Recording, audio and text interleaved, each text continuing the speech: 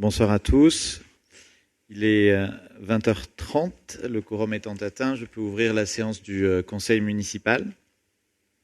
Monsieur Jean-Paul Abadie a donné procuration à monsieur Sarrazin, madame Buille à madame Chartrain, madame Spadiliero est absente et s'excuse de son absence.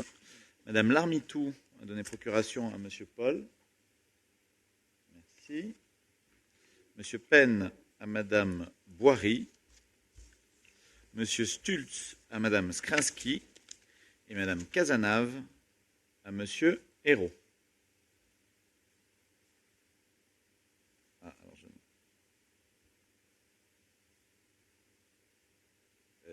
Très bien. J'ai deux procurations, pardon, on fait parvenir deux procurations. L'une qui dit que monsieur Penn donne procuration à madame Boiry et l'autre qui dit que monsieur Penn donne procuration à monsieur Mediamol. Voilà, donc laquelle dois-je retenir?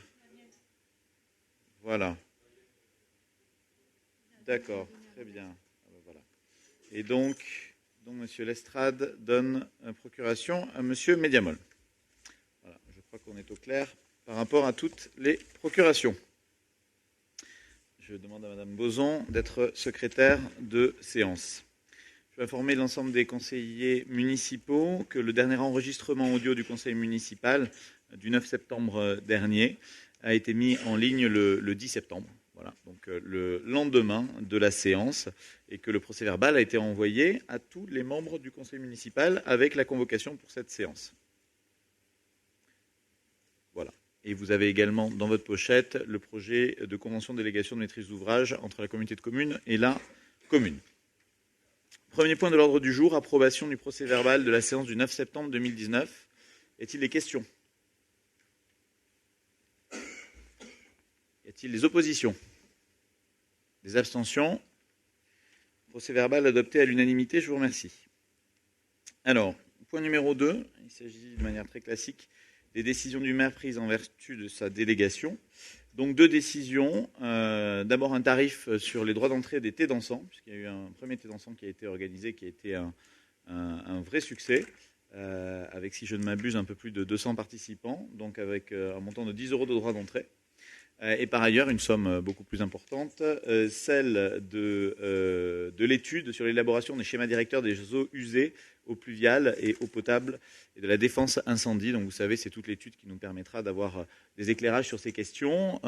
Et donc là, il s'agit d'une étude pour 12 mois, confiée à Prima Ingénierie Sud-Ouest et Artelia, après consultation, pour un coût de 132 279 €. Voilà, c'était pour information. Point suivant, sur les subventions exceptionnelles pour la Société des membres de la Légion d'honneur. Et je donne la parole à monsieur Duhamel. Oui, alors c'est la demande de financement pour l'achat du futur drapeau du comité des membres de la Légion d'honneur du Val d'Allour, présenté par la Société des membres de la Légion d'honneur, section des Hautes-Pyrénées. Que pour accompagner le financement de cet achat, cette association a sollicité la commune afin de bénéficier d'une aide. Donc il est proposé au conseil municipal de décider l'attribution d'une subvention exceptionnelle de 400 € afin d'accompagner le financement de l'achat du futur drapeau du comité des membres de la Légion d'honneur du Val d'Allour. Est-ce qu'il y a des questions sur cette subvention et ce drapeau? Y a-t-il des oppositions? Des abstentions? Point adopté à l'unanimité, je vous remercie. Point numéro 4, il s'agit d'une garantie donnée à Promologie. Donc vous vous souvenez de quelle était la ligne qu'on suit sur ces garanties, à savoir que sur en tout cas les travaux d'ordre important, on a continué en tout cas pendant ce mandat la mairie a continué à apporter ces garanties, mais pas en apporter de nouvelles sur des enjeux importants en tout cas. Tout simplement parce que lors du mandat précédent, c'est bien qu'il y a une continuité, la mairie s'était engagée sur ces garanties et en même temps on trouvait que c'était difficile pour une municipalité d'évaluer le risque inhérents à ce genre de garantie. Donc là, il s'agit simplement pour un travaux de rénovation d'un appartement d'une garantie qui va jusqu'à 40% de montant des travaux, c'est-à-dire pour 11 200 euros. Ce qui semble tout à fait raisonnable. Est-ce qu'il y a des questions sur ce point? Des oppositions? Des abstentions? Point adopté. Je vous remercie. Point numéro 5. Il s'agit de la convention maîtrise d'ouvrage déléguée aux travaux de la rue Forêt. Donc, comme vous le savez, nous avons, en travaillant avec la communauté des communes, d'abord sur l'implantation de la maison de santé, sur la rénovation de la place Verdun, mais aussi en indiquant à la communauté de communes qu'un terrain était à vendre qui donnait entre l'emplacement originel de la maison de santé et aussi une sortie vers la rue Forêt. La communauté des communes a fait l'acquisition de cette parcelle, ce qui permet d'avoir, ce qui est aujourd'hui une sortie, mais ce qui sera peut-être plus tard une entrée nouvelle dans la maison de santé à partir de la rue Forêt. Or, la rue Forêt, vous le savez, n'est pas dans un très bon état et le nombre de véhicules qui vont l'emprunter va considérablement augmenter du fait de la maison de santé. Donc l'idée était de pouvoir permettre à la communauté de communes, grâce à une subvention DETR, de financer une partie importante de la rénovation de cette rue. Le coût estimé pour cette rénovation, c'est 135 000 euros. Le montant de la DETR, c'est 80 000 euros. Et l'idée, c'est que, en tout cas, la convention, ce que prévoit la convention, c'est une convention de délégation de maîtrise d'ouvrage. Donc, c'est la mairie qui aura la maîtrise d'ouvrage de la rénovation de cette rue. Et c'est la communauté des communes qui versera la DETR qu'elle a touchée, d'ailleurs, je crois, ou qu'elle touchera dans un avenir très proche de 80 000 euros. Est-ce qu'il y a des questions sur ce point? Monsieur Paul. Question, juste une remarque. Comme d'habitude, on vote un budget sur des travaux dont la commission des travaux ne s'est pas réunie, donc on n'est pas au courant. Et voilà, on découvre. Alors, on l'a découvert jeudi soir en conseil communautaire. C'est toujours agréable d'être élu de Vic et d'apprendre en conseil communautaire ce qui va se passer sur la commune de Vic. Merci. Pas de problème. Est-ce qu'il y a d'autres questions sur ce point? C'était des travaux qui avaient été annoncés en conseil municipal. Hein. La volonté de refaire cette rue. Il me semble que vous avez pu l'entendre. Est-ce qu'il y a des questions? Des oppositions? Des abstentions? Point adopté à l'unanimité. Je vous remercie. Le point numéro 6 c'est une décision modificative, du coup, en cohérence avec les éléments énoncés précédemment. Et donc, je donne la parole à Madame Guillard, Georges Guillard, pardon. Oui, alors la décision modificative numéro 3-219, il est proposé au conseil municipal les modifications suivantes au BP de la commune pour l'exercice 2019. Donc une augmentation des dépenses de 80 000 euros, une augmentation des recettes de 80 000 euros. Ça concerne une augmentation de crédit pour la voirie, donc on vient d'en parler, ça concerne la rue Forêt. Les 80 000, l'augmentation de crédit, c'est reversé par la Comcom à titre du DETR. Diminution des crédits acquisition immobilière qui ne se sont pas faits, moins 93 000 euros. Augmentation de crédit, plus 2 000 euros, l'acquisition d'un logiciel nécessaire pour le fonctionnement de la vidéoprotection. L'opération 910, schéma départemental accueil des gens du voyage, plus 16 000 euros. Qui correspondent au montant des travaux rendus nécessaires pour le passage des réseaux d'assainissement sous trottoir et non sous chaussée. Et l'opération 980, donc une augmentation des crédits de 50 000 euros, correspondent à la première partie des travaux qu'il est impératif de faire en urgence au regard de la chute importante de galets du mur droit du canal sur 3 mètres. L'enveloppe prévisionnelle d'ailleurs pour cette restauration du canal sera de 150 000 euros, dont 50 000 cette année et 100 000 l'année prochaine, en 2020. Voilà, donc, monsieur le maire.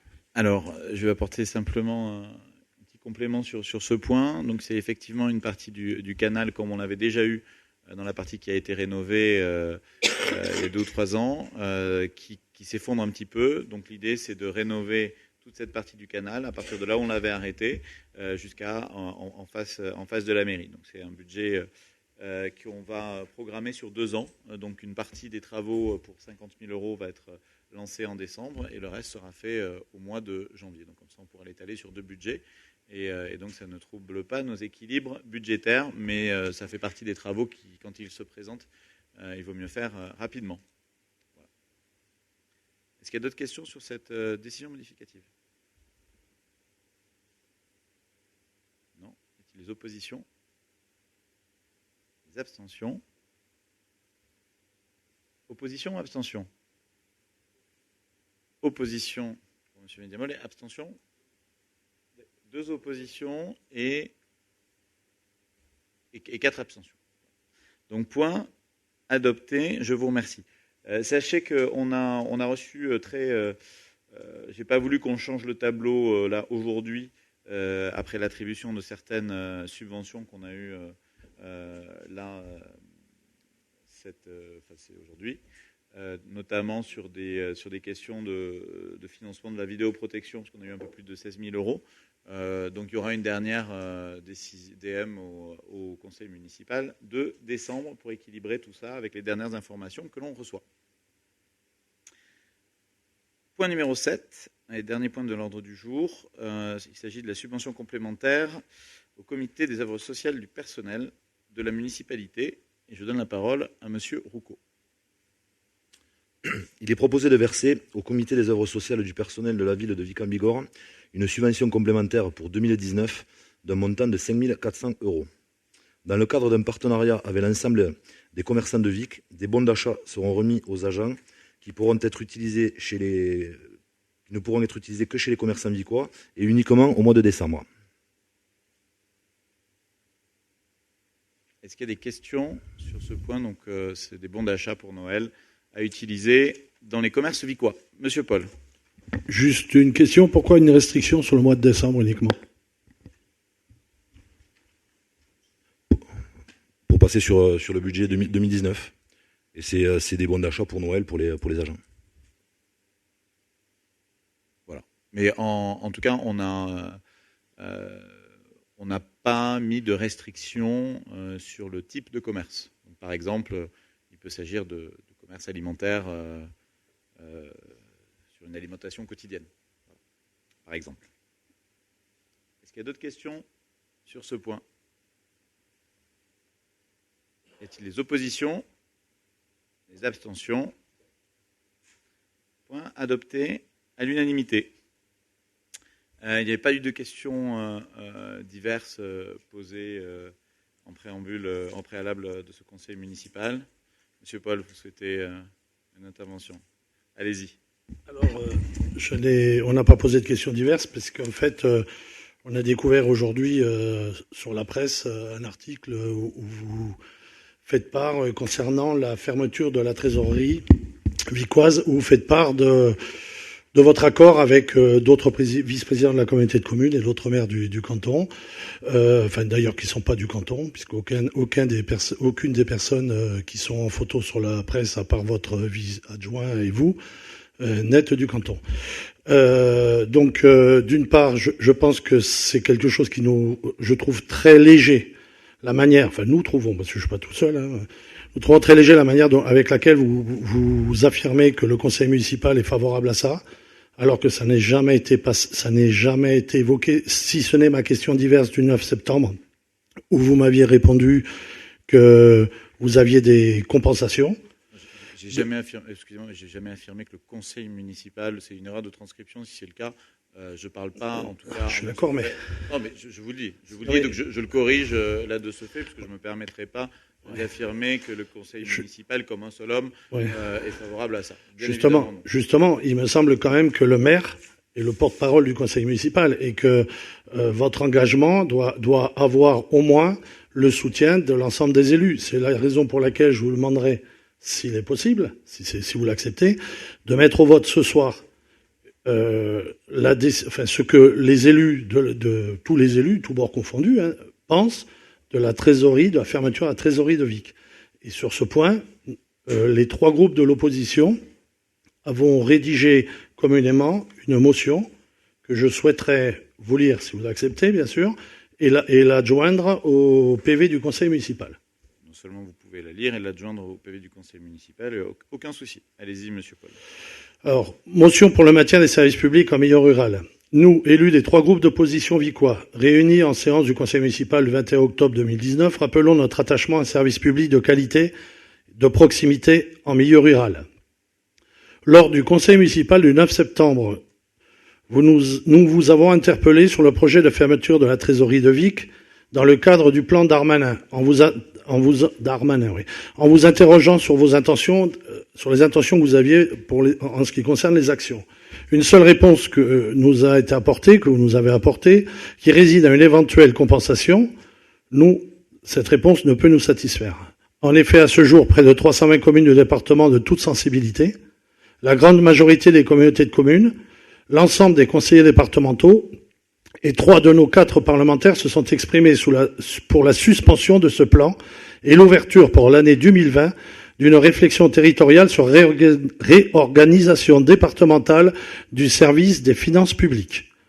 Une note interne émanant de la DGFiP, par le biais de son directeur départemental, fait état d'une décision du ministre de réorganiser au 1er janvier 2020 uniquement si les élus, le maire de la commune d'implantation, c'est-à-dire vous, et le président de l'intercommunalité, spécifiquement pour les trésoreries, ne s'y opposent pas.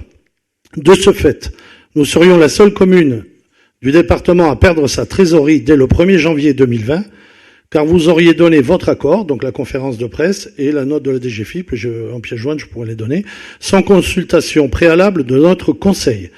Ainsi, votre accord condamne notre trésorerie, alors que votre opposition l'aurait préservée. Et les co-signataires sont Pascal Paul, Patrick Hérault, Robert Mediamol, Corinne Larmitou, Carole Casanave, Philippe Lestrade. Très bien, je vous remercie. Écoutez, en fait, vous êtes bien d'accord, cette réforme et cette réorganisation n'émanent pas de moi, elle émane du ministre des Comptes publics, M. Gérald Darmanin, sous l'autorité du Premier ministre et du Président. À partir de là, effectivement, on a été sensibilisé. C'est pour ça que je vous avais dit qu'effectivement j'étais sensibilisé dès le dernier conseil municipal, mais on n'avait pas tous les éléments à ce stade, donc je ne vais pas me prononcer sur des choses qu'on n'avait pas à ce moment-là, mais on a pensé, je continue à penser, je vais expliquer pourquoi, que accompagner cette restructuration en étant les premiers à l'accompagner, et dans le cadre également de l'ouverture des maisons France Service, où on va être un territoire pilote, permettait non seulement de faire en sorte que cette réforme ne soit pas préjudiciable pour le territoire, mais même qu'elle soit en termes de service aux usagers. Je ne parle pas ensuite de l'organisation du travail des agents de la fonction publique. Ça, c'est encore autre chose, mais vous comprenez qu'en tant que maire de Vic, je dois d'abord me préoccuper du service aux usagers, et notamment aux usagers vicois et de la communauté des communes. À partir de là, ce qu'on a voulu dire au DGFiP, c'est que cette réforme, si elle allait arriver, parce qu'en fait, pourquoi on ne l'impose pas en 2020 ? Parce qu'il y a des élections en mars et que la plupart des élus se disent du coup, bah oui, surtout on dit qu'on sauve les trésoreries en 2020 et en 2021, il y aura un coup près pour tout le monde. Nous, on a accompagné, au contraire, en bonne intelligence, avec le maire de Montbourguet, avec le président de la communauté des communes, avec une autre élue, vice-présidente de Rabastens, vice-présidente de la communauté des communes élue de Rabastens, justement une évolution. Cette évolution, qu'est-ce qu'elle est ? Elle est qu'effectivement, il n'y a plus de travail complet des trésoreries sur le territoire, mais il va y avoir un accueil des usagers qui sera meilleur. Pourquoi il sera meilleur ? D'abord parce que les créneaux horaires auront une amplitude plus importante. Aujourd'hui, la trésorerie, elle était ouverte au public que le matin, pas l'après-midi. Là, on aura des amplitudes horaires plus grandes. On aura ensuite, ce sera un guichet beaucoup plus facile d'accès et beaucoup plus visible.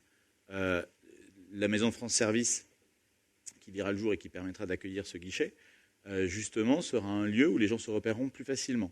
On pourra aussi former des agents de la communauté des communes pour répondre aux questions les moins compliquées. Parce que quand les usagers vont dans une trésorerie pour obtenir des réponses, ce n'est pas toujours pour les sujets les plus compliqués qu'ils doivent faire appel aux spécialistes les plus pointus. Parfois, c'est pour obtenir des renseignements plus simples ou pour être accompagnés dans une démarche de paiement ou de compréhension du Trésor public. Donc, là-dessus, non seulement on a obtenu ceci, on a obtenu que la trésorerie qui n'existait plus, les guichets qui n'existaient plus à Rabastens, soient réouverts. Donc ça aussi dans une logique de solidarité territoriale. On a obtenu qu'il y ait un conseiller aux collectivités locales sur la communauté des communes qui ne fasse plus que ça.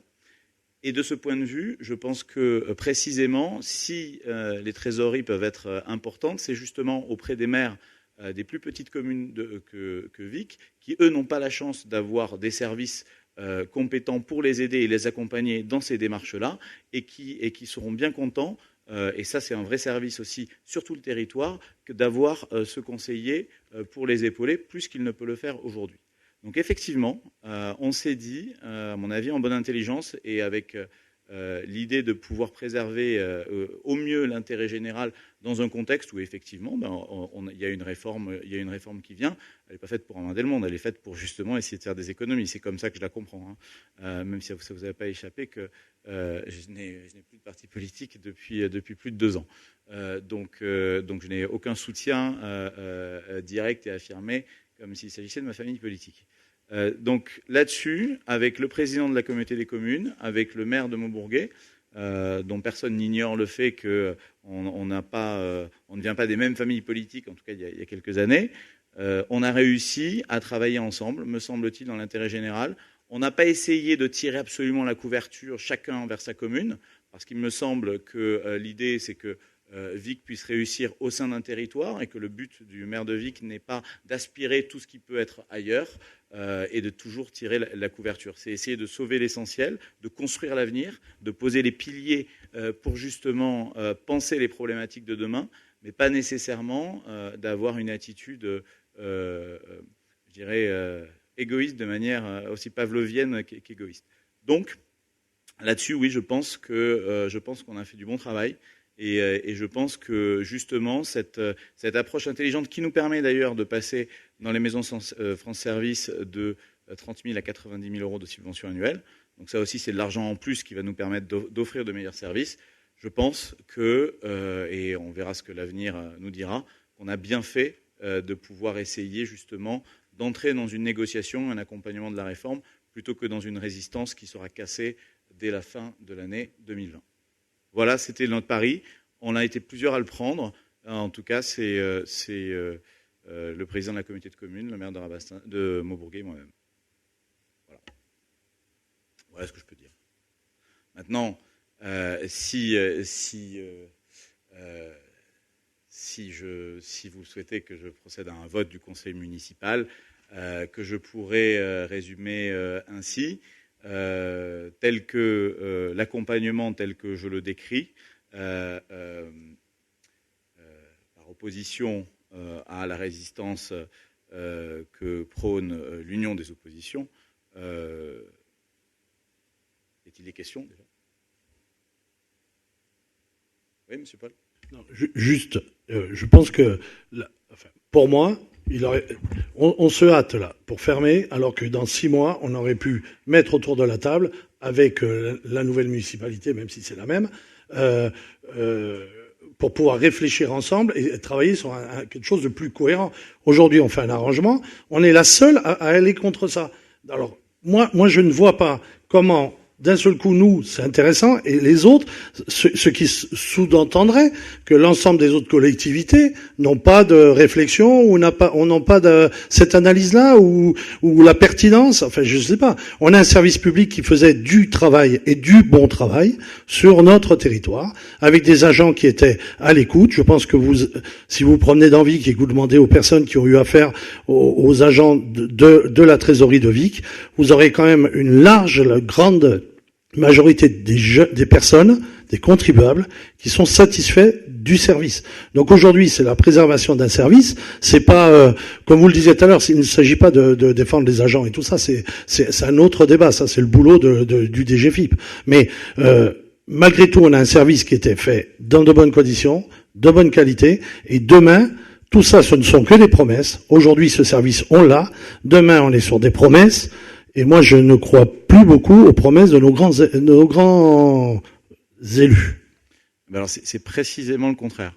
C'est-à-dire que, alors d'abord, d'une part, j'ai jamais dit que le Vicois n'était pas satisfait ni de leur trésorerie ni de leur trésorier. Ça, c'est loin de moi cette idée. Je vous dis simplement que justement, au lieu d'attendre pour essayer de négocier plus tard des promesses qui, à mon avis, ne viendront pas, nous avons fait le choix, le maire de Maubourguet, moi-même et le président de la communauté des communes, d'obtenir dès aujourd'hui un accompagnement pour qu'il n'y ait pas de discontinuité, il n'y ait pas de fermeture de l'accueil aux usagers, qui est le principal quand on dit service public de proximité. C'est pas quand le trésorier fait des dossiers qu'il pourrait faire ailleurs que c'est important. C'est important dans l'accueil aux usagers. Eh bien ça va être renforcé, ça va être élargi. Voilà, tout simplement. Après, et on verra plus tard. Et oui, je dis que effectivement, on est les élus dans le nord du département qui avons fait le choix. On va aller plus loin. Pourquoi nous on a fait ce choix-là? Pourquoi? Parce qu'on peut être labellisé pilote des maisons France Service. Les autres ne sont pas prêts. Donc nous, on a pu avoir ça. Si les autres avaient pu l'avoir, ils l'auraient fait probablement. Eh bien, en tout cas, on assume ce choix, Monsieur Nadal assume ce choix et Monsieur Rey assume ce choix. Voilà. Et parce qu'on pense qu'il est bon pour l'intérêt général. Et justement, on n'est pas avec des promesses, on est avec quelque chose qui sera opérationnel dès le 1er janvier 2020. Voilà. Il n'y aura pas de discontinuité, il n'y aura pas une semaine durant laquelle les Vicois diront on n'a pas eu de service de trésorerie auquel on pouvait s'adresser. Je ne suis pas sûr que ce sera la même chose pour les autres territoires à partir de 2021. Voilà. Je leur souhaite que non, je souhaite que ça se passe très bien pour eux aussi. C'est pas, je dis simplement que nous, il nous a semblé plus sage de procéder ainsi, justement parce qu'on pouvait avoir les maisons France Service et qu'on est pilote là-dessus. Voilà.